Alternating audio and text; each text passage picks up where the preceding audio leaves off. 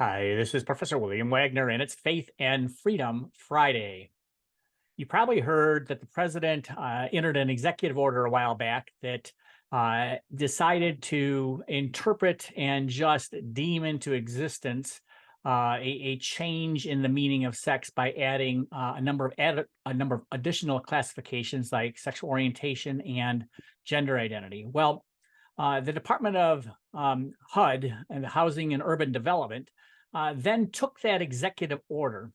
And even though the statutes that authorize HUD to make rules require notice and comment, they went and promulgated a new policy that implemented that executive order by making an interpretive rule basically that says, anything with regard to housing, we have to now not discriminate based on gender identity, sexual orientation, etc. Now, that puts Christian universities in a very bad place where they have, based on the sincerely held religious conscience that all people are made in the very image of God. And that means that they are man or that they are woman, and that therefore they have inherent dignity worthy of protecting. And so when a Christian university, therefore, based on that sincerely held religious belief, creates dorm policies that say, men will be over here and men's showers will be over here and women's showers will be over there. And so these very intimate private spaces are separated by biological sex.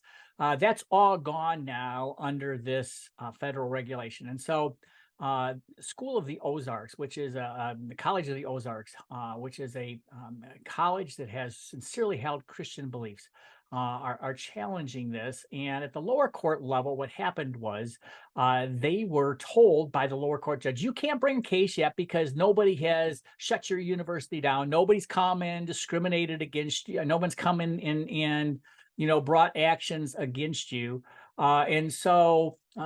So you can understand this, the U.S. Constitution under Article 3 requires that before a court can hear a case, there has to be a case in controversy.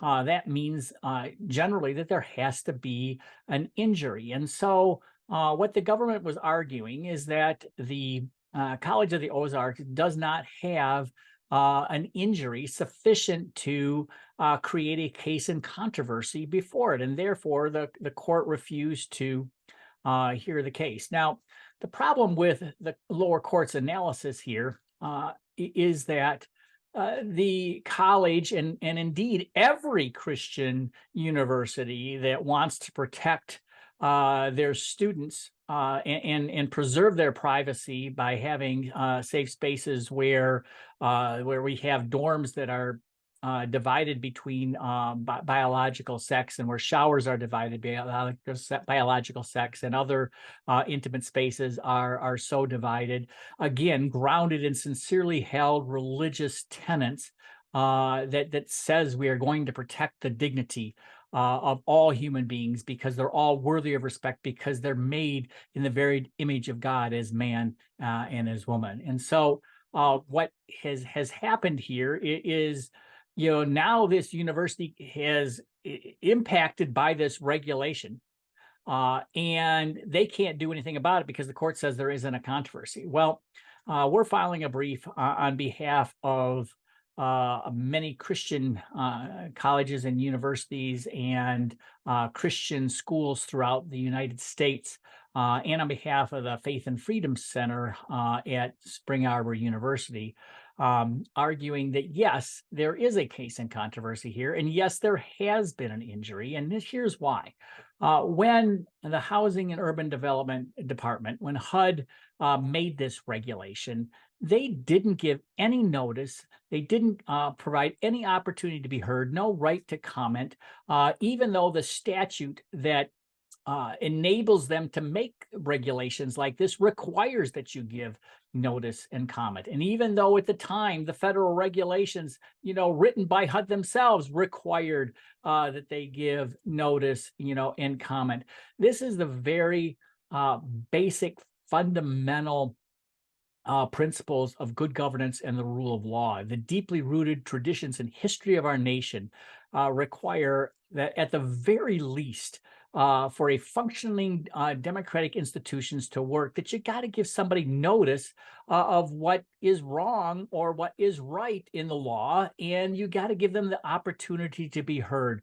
Here, the College of the Ozarks, in my view, was constitutionally injured when they were deprived of that right to provide notice and comment. And so, on behalf of the Christian universities and the Christian schools throughout the United States that we represent, we will be filing an amicus brief. That's a friend of the court brief to help and support this cause that the College of the Ozarks is pursuing.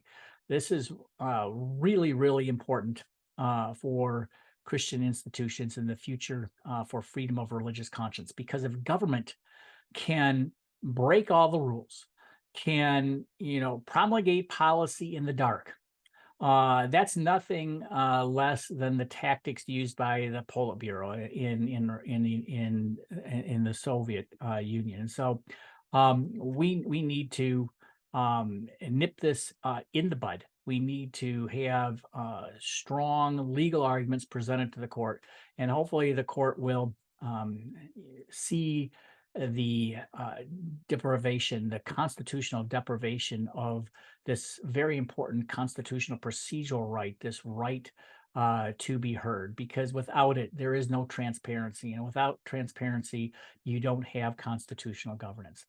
So I hope this helps you understand the issue a little bit better. And until next time, this is Professor William Wagner. And because it's Friday, it's Faith and Freedom Friday. God bless you.